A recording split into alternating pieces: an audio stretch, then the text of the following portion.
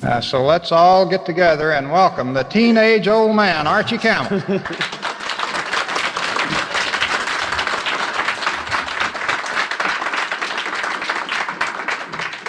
Thank you very much, Chet, and I'm certainly happy to be here in this great temple of mirth, and we're going to have a ball tonight, right?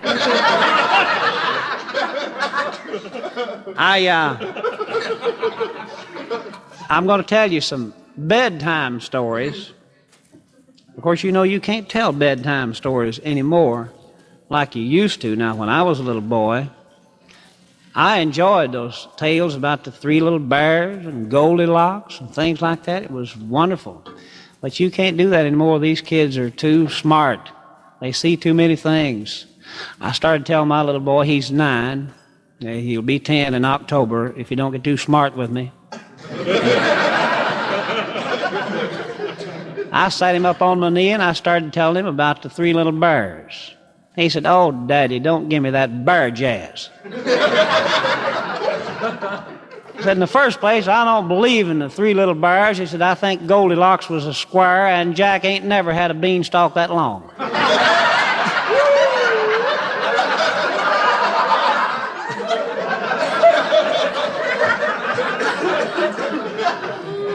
So I changed things around a little bit and told him a bedtime story and kind of twisted it up, turned the words around. I want to give the kid credit for his intelligence. This is the way I told him the story. I'll tell it to you kids. Once upon a time, there was Pea Little Thrigs. Well, actually, there was more than that. There was Pama Mig and Papa Fig. Papa Fig, that don't work, does it? But anyhow, that's all together, that was 5 little figs. And one day, the first of these Pea Little Thrigs, he was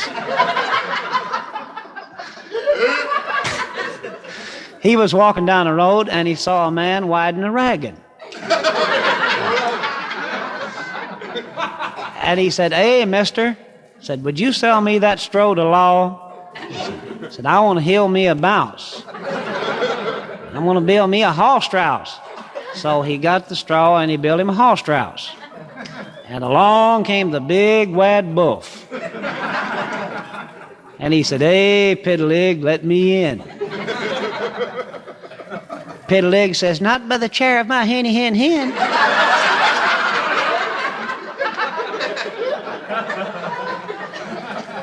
He said, "I'll huff and I'll puff and I'll hold your blouse down."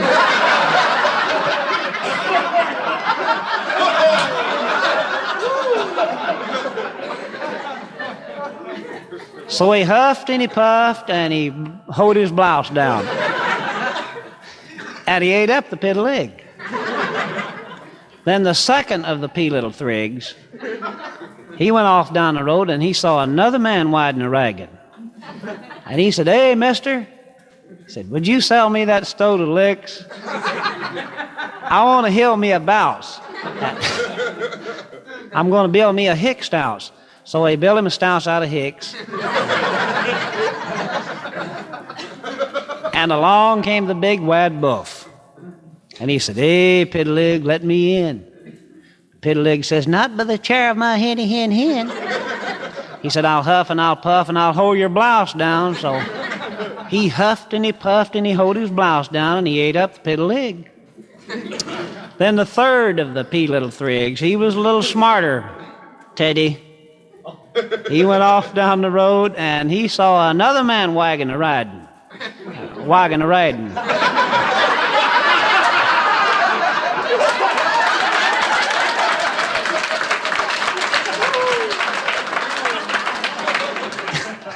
Wigging a rodin'. And he said, "Hey, mister, would you sell me that brood of licks? I want to heal me a bounce. I'm going to build me a hick brouse." So he built him a brouse out of hicks. Along came the big bad wolf. And he said, well, it was a big wad wolf, wasn't it? Yeah. He said, "Hey, Piddelig," said, "let me in." He said, not by the chair of my henny hen hen. He said, I'll huff and I'll huff and I'll hold your blouse down. So he huffed and he puffed and he puffed and he huffed, and he couldn't how his blouse down.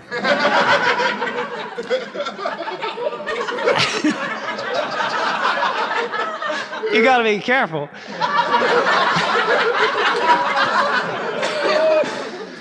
He stuck his head up to the window and he said, all right, Piddleg, said, you're absolutely root. Said, I can't hold your blouse down, but he said to himself, said, I'll fix him. Said, I'll climb up on the roof and I'll chide down the slimney. So he climbed up on the roof and he chid down the slimney. But the third of these Pea Little Thrigs, he was smart. He knew what was going on. So he ran in the kitchen and got him a great big pot of boiling water. And he put this pot of boiling water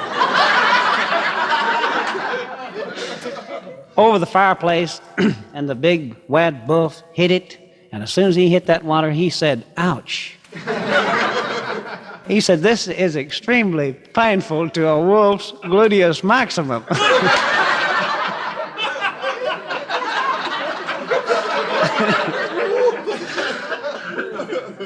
So the third of the Pea Little Thrigs, he ran in the kitchen right quick, and he got him a real narp shife. And he cut that big wad buff open and got his two little brothers out. And they had wolf stew for supper. And friends, that's good. Seasoned just right, you know, with pig ears and stuff. And they danced and sang, and the Pea Little Thrigs lived heavily afterwards.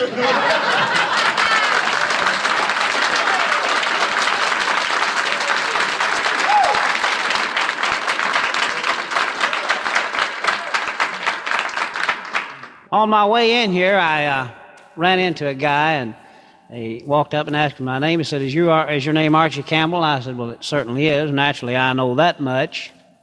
And he said, were you in New York last July? Well, I'm a busy man. I can't remember things like that, Ham. You know how it is.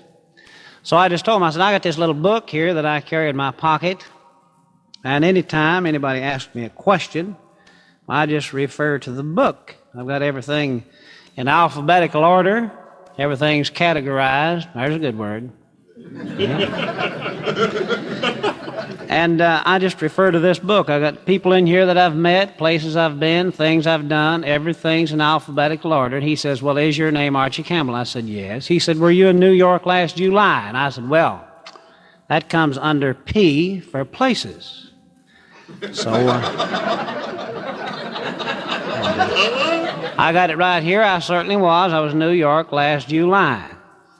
He says, well, while you were there, did you by any chance meet a girl named Ruth? I said, well, now, see, that comes under C for contacts.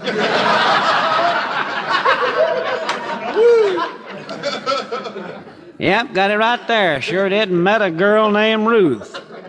He said, did you by any chance take this young lady to dinner? I said, well, now let me see. That comes under E for expenses.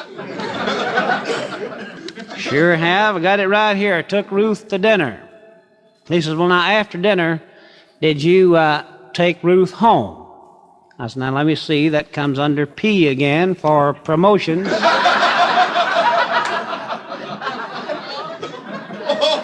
I got it right here. I sure did. He says, well, now, when you got Ruth home, did you happen to kiss her goodnight? I said, well, now, let's see. That comes under P again for pleasure. Yeah, I got it right here. I sure did. He said, well, listen, Arch, I happen to be Ruth's husband, and I don't like it. I said, well, now, that comes under opinions. I got it right over here. I didn't like it either.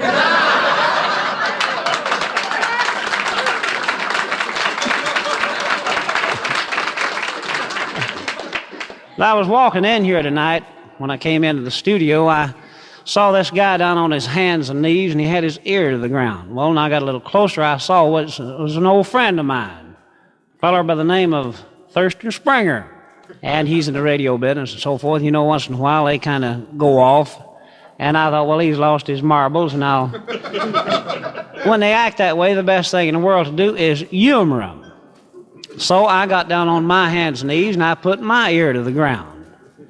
And after about 5 minutes, I got tired, and I looked up, and I said, Thurston, I can't hear a thing. He said, I know it. It's been like that all day.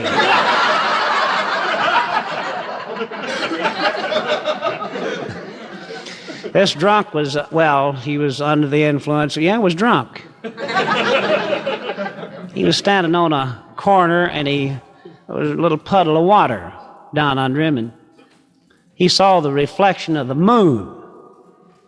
And this cop walked by, and he says, Officer, I want to ask you a question. He said, is that the moon down there? And the officer said, yeah, that's the moon. He said, tell me one thing, buddy, how did I get up here? These two drunks checked in a hotel, and they were really pretty well loaded, and they told the hotel clerk, they said, now, we want twin beds for sure. So they sent them on up. They had twin beds, and in the condition they were, Tommy, you know how it is, they got mixed up and got into the same bed. About 10 minutes later, this one punched the other one. He said, hey, Joe, said, don't talk too loud, but there's somebody in my bed. The other one said, I know, buddy, there's somebody in my bed, too. The other said, I tell you what, let's do, said, I'll count to 3 and we'll throw them out. So he counted up to 3, and there was awful beating and banging, carrying on. About that time, a body hit the floor. This one guy said, how'd you do, Joe? And he said, I did pretty good. I throwed him out. I said, how'd you do? He said, I didn't do so well. He throwed me out.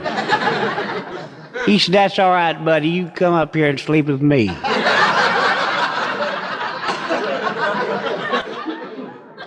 I came down here from Bull's Gap today and had a good time rode on the train. I love to ride them trains. Don't you, Thurston? We had a train robbery on the way down here. I thought train robbers were over, but we really had one. This guy walked on the train, and he says, I'm Jesse James, and this is a holdup. And he said, I'm going to rob all the men and kiss all the women. This one old boy raised up. He said, now listen here, Jesse James. He said, you can have my money, but you ain't going to kiss my wife. His wife grabbed him by the seat of the breeches and jerked him down. She said, you shut your mouth and let Jesse rob this train. And there was a man and his daughter on the train. And after the robbery was over, this father looked down and he saw his daughter's hand, saw she still had her diamond rings on. And he says, well, now, I can't understand that. He said, that thief didn't get your diamond rings. She said, oh, I thought good, Daddy. He said, I knew exactly what to do. He said, when I saw we were going to get robbed, said, I took my rings off and hid them in my mouth. He said, Lord, I wish we'd had your mother along. We'd have saved the luggage.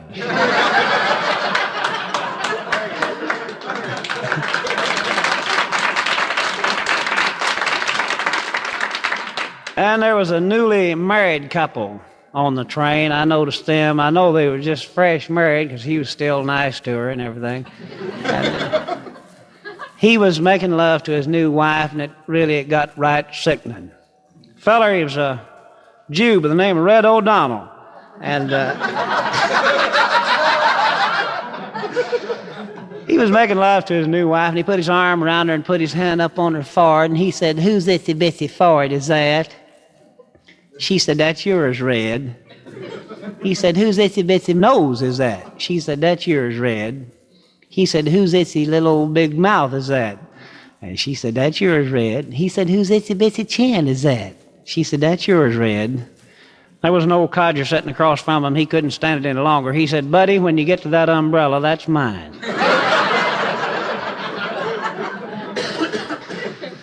Then I went into this washroom. We had, you know how they are, they're always crowded. And there's about 4 other guys in there washing their face and hands. And I just got my face and hands nice and soapy, and I had my face down in my hands, washing away, and we rounded a curve and went into a tunnel. Well, as soon as we did, my face slipped out of my hands and right into the hands of the guy next to me. And he just kept washing, didn't know the difference.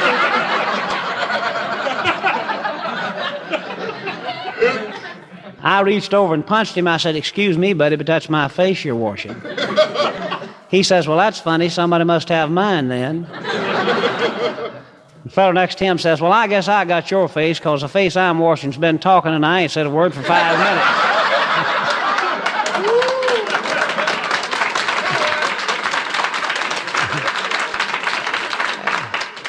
One guy on there had a monkey on the train. And, well, there's a trained monkey. Hey, that works out good, doesn't it? And this monkey, I tried to be friendly with it. I try to be friendly with everybody, even monkeys. And I kept playing with the monkey, and the monkey kept making faces at me. And if there's anything that makes me mad, Leslie, it's for a monkey to make faces at me. So finally the conductor came through, and I just told him, I said, "Conductor, you allow monkeys on this train?" He said, "No, but keep quiet and maybe nobody will notice you." And that made me mad, and I took that right hand of mine and I hit him once, and then I got up and I hit him right in the end of the fist with my nose. Then I pulled my secret weapon. Everybody's got a secret weapon, and I got one too. I stuck him right in the finger with one of my eyes. Like to put his darn finger out. Then I got him down, right on top of me. I put my ear in his mouth. Made him chew on that a while, old B. Working on his teeth. Ruin a man's teeth that way. I saw then it was about time I was putting the finishing touches on him, so I backed off, took a running shot, and I lammed him right in the knee at the pit of my stomach. And that's when I knocked him out. I know he was knocked out because when he came to, I was laying there unconscious. I come in from up home, up in Bull's Gap. Great little city up there. I love that town. It's my home. It's a nice little town, about 1,000 people. We got a paper. Of course, we don't really need a paper up there, to tell you the truth, because everybody knows what everybody else is doing.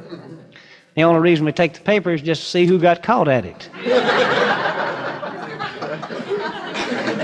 And the girls up there are so ugly, I'll swear. Well, we had a beauty contest one time, and everybody lost.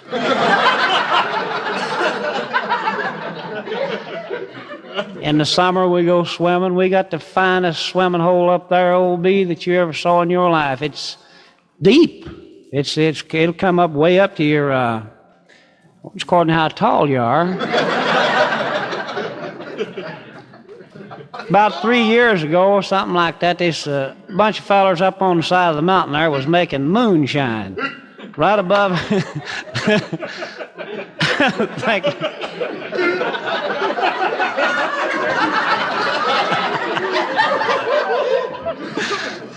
There's a bunch of fellas up on the side of the mountain making moonshine right above our swimming hole.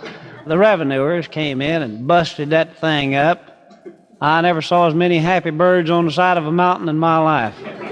And eating that mash, but all that moonshine poured off down the mountain and filled our swimming hole up with that pure stuff, Worked out pretty good. We had people going swimming that summer. It hadn't been in years. And a lot of the fellers go swimming that couldn't even swim at all. They just go wading, They'd wade in up about their nose. Just stand there and grin all day long. Eyes bloodshot, look like road maps. We had a lot of drownings that summer, but I'll tell you one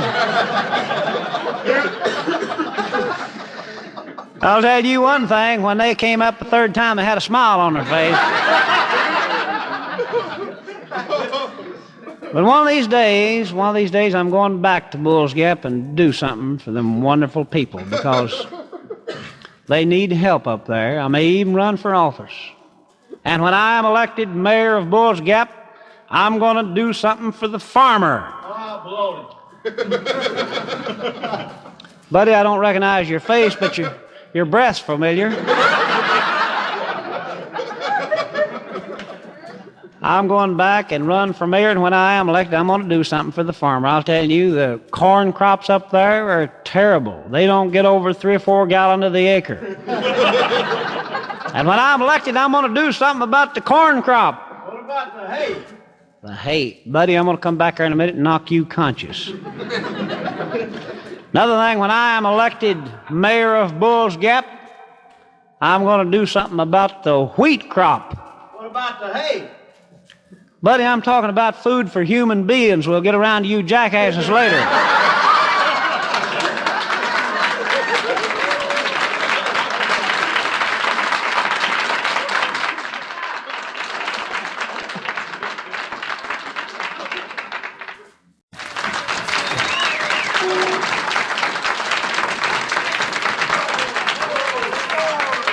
I'll tell you, it's nice to be here with such wonderful people and such a big name. Now, children, I want to give you a few instructions on how to talk. You know, it's getting so that you can't understand what people say anymore because so much slang and all this jazz talk and so forth. You can't tell whether people are asking you a question or are making a statement. For instance, somebody will say to you, "Are you crazy?" Well, that's a question. If they say, "Are you crazy?" Well, that could be, they mean you are, you see, but there's no punctuation with the voice. So what we're going to do is punctuate with the voice so that we can understand what we're saying.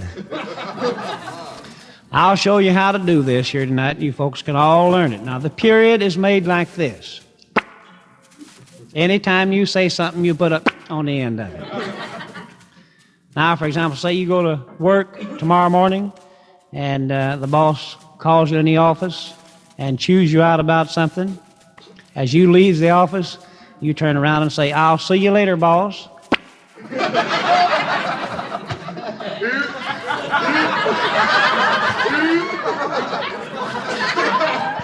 You see, that way he'll know, he'll know what you mean. He'll know what you mean, and you can get a job somewhere anyhow, maybe. But that's the period. Now, don't forget how to make it. At the end of every sentence. Now, the comma is nothing in the world but a little a period with a little tail on it. And you thought of that. I didn't.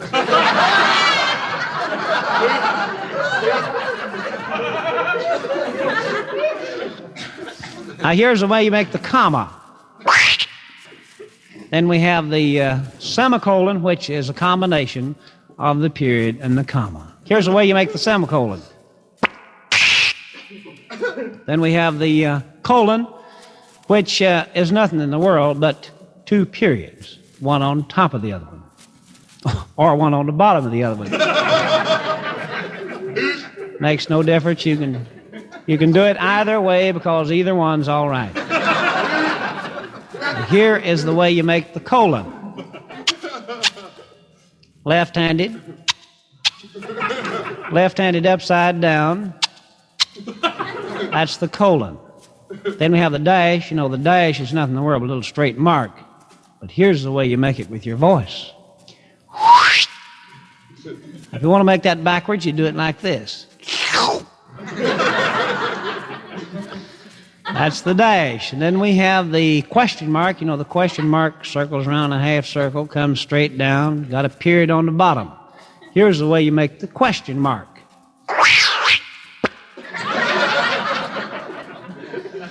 And we have the exclamation point. The exclamation point, it's big at the top, comes down to a point, and it's got a period on the bottom.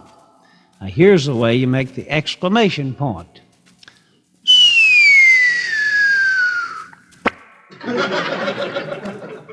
Backwards. I have a little story here that I'm going to read for you now and show you how this sounds when it's put into use. It's a beautiful little story, and the title of it is "Meet Me in the Alley at Midnight." Signed, wait a minute, it's the wrong one.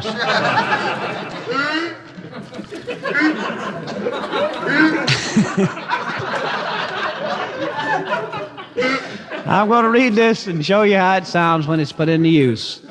And here we go, punctuated from one end to the other. Once upon a time, there was a brave young prince. He lived in a beautiful castle high on a hill. One day he was going through the forest with his horse, dog, and carriage. Then from out of the underbrush there appeared before him a beautiful maiden. He thought, should he speak to her first? And then she says, I am lost in the forest and need food and drink. So he took her to his castle, they got married, and lived happily ever afterwards. I mean...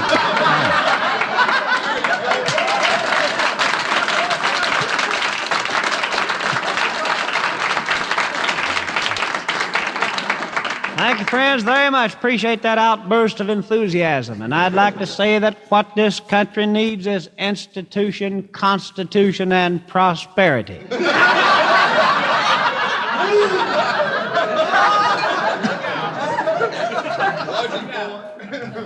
I'm seriously concerned about this unemployment problem. And I know Red is, because you read so much about it in the papers and everything. Bink has it on TV there. It's terrible. Unemployment problem, they've got it built up to the point that it's got everybody worried. Think we're going to starve to death. But I'll tell you that there's not near as many people out of work as you might think. They're not working, but they don't care. They don't need to work. They got it made anyhow. I was up in Washington the other day, and I walked right in the White House and got things straightened out. I walked right into the White House, and I says, listen here, John. John Loudermilk.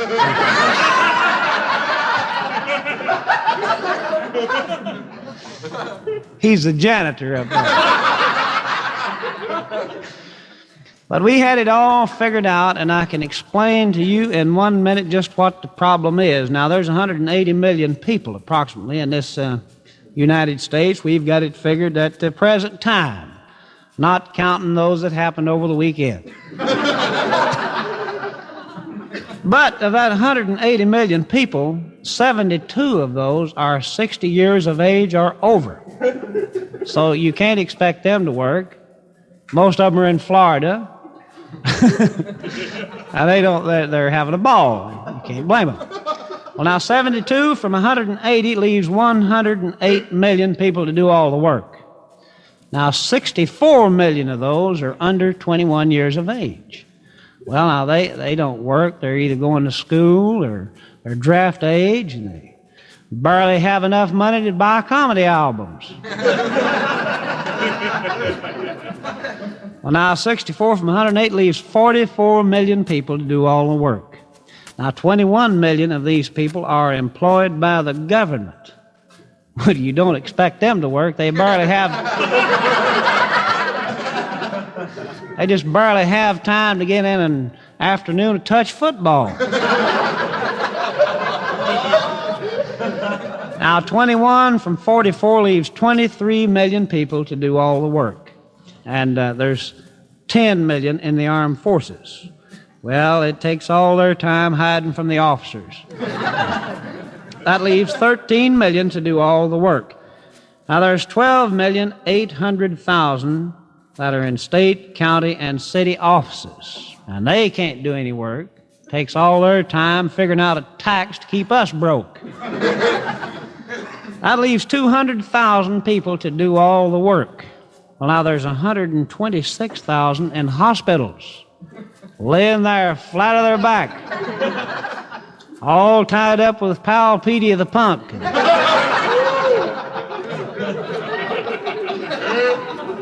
Different viruses and so forth, all of them X. But that leaves 74,000 people to do all the work. Now there's 62,000 of those that are just bums, songwriters, guitar players, and people like that. Well, they don't work. And that leaves 12,000 people to do all the work. Now, believe it or not, there is 11,998 people in jail. And that leaves just two people to do all the work. And that's me and you, brother, and I'm getting tired of doing it all by myself.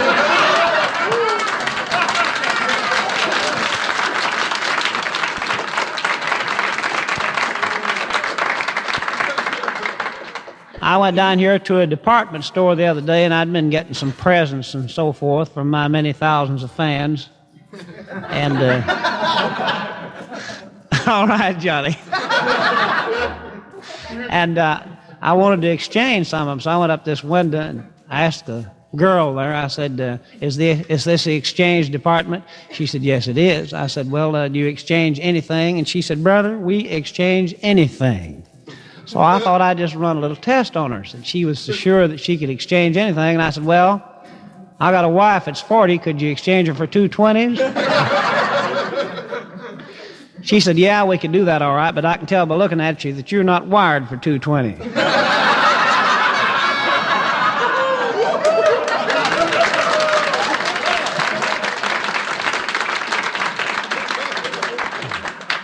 But how do y'all like to play some knock knock? I'll tell you what we'll do. I'll say knock knock and y'all, you know how to do your part.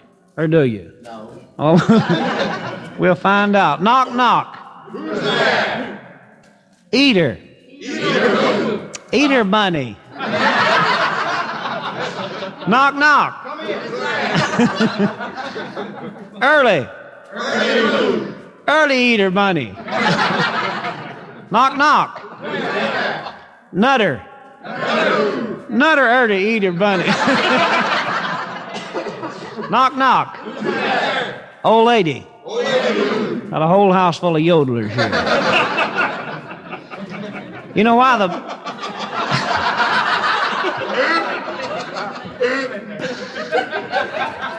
the baker quit making donuts?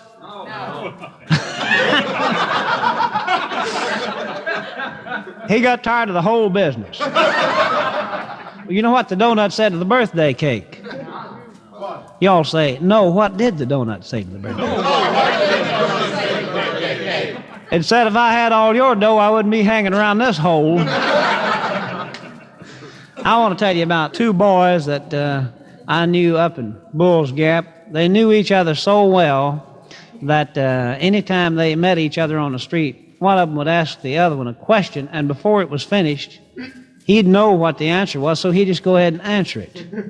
I'll take both parts. Say, boy, didn't I see you sneaking down to my gal's house last night? What's your gal's name? My gal's name is no, sir. I don't even know her. Where does she live? She lives down the street across from, man, she couldn't live there. That's where my gal lives. Well, what time did you get there? Oh, I got there around about, well, I just left. Well, where was you going? I was going to see the doctor.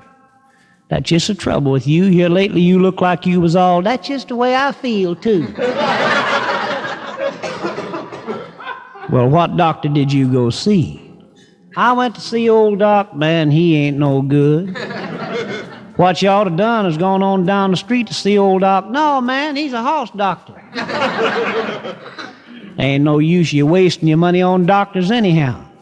All you got to do is go down here to the drugstore and get you a whole handful of these little... Man, I took a bunch of them things one time and they made me... They'll do it every time. I ain't felt good since I drove out west last summer. Drove out? What kind of car you got? I got a brand new... Man, I wouldn't have one of them things. Why, they won't even hold it. Yes, they will, too. What route did you take? I went around by... Man, you oughtn't done that. What you ought to done was cut through by... You can't get through that way.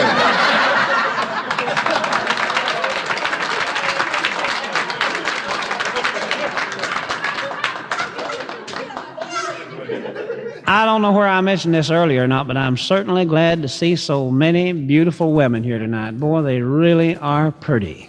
And I love women. I've always leaned toward women. And their husbands keep pushing me back. But I've always liked them. I used to like little girls. In fact, I started liking little girls as soon as I found out they wasn't little boys. You cannot trust these women. I hate to have to say that, Leona, but you can't. You can't trust these women. I'll tell you what you can do. You can kiss your wife goodbye at the front door in the morning. She'll go straight to the back door and kiss another man good morning. That's right, brother. There's a man been working both doors.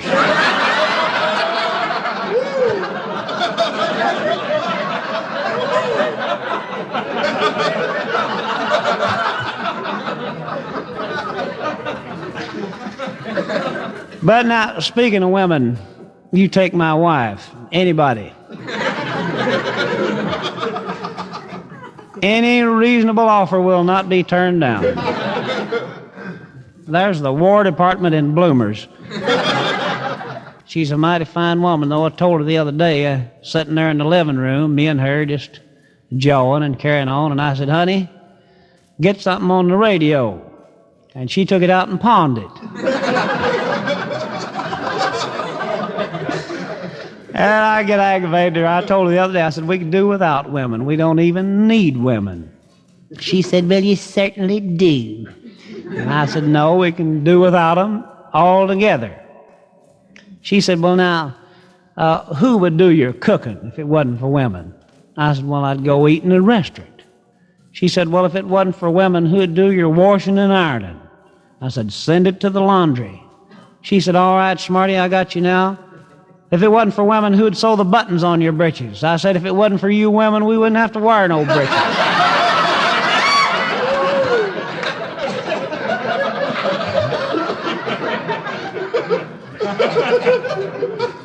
I guess you know the new styles that are coming out this coming season. The sack dress is come and gone, and this year it's worse than ever. They're going to make dresses out of wood. My wife already has a sycamore blouse and a white oak skirt. But there's one thing I think they ought to outlaw if they're going to make dresses out of wood, and that's that knotty pine dress. Now just suppose a young lady is walking down the main street of Bull's Gap and a knothole falls out. I'll tell you, old B, I think it ought to be looked into.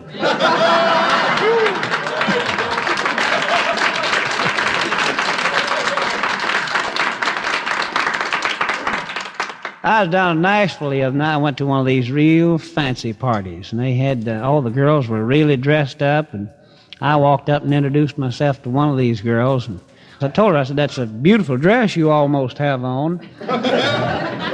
But it was a beautiful gownless evening strap. But I'll tell you, all those women had on those low-cut dresses, and I'm against those things, really.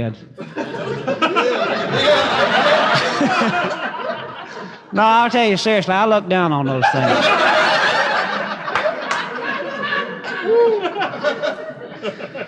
I went home the other night, and my wife looked on my coat sleeve.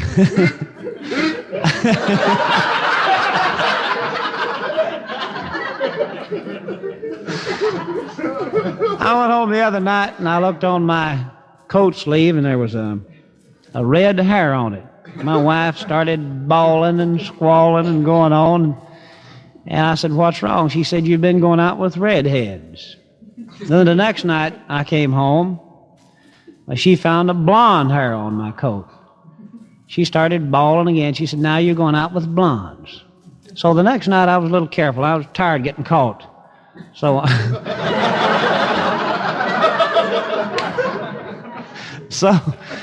I checked myself real good, and there wasn't a hair on my coat anywhere. She still inspected me. She looked it all over real good, and she started bawling again. I said, well, what on earth's wrong this time? She said, now it's worse than ever. You're going out with bald-headed women.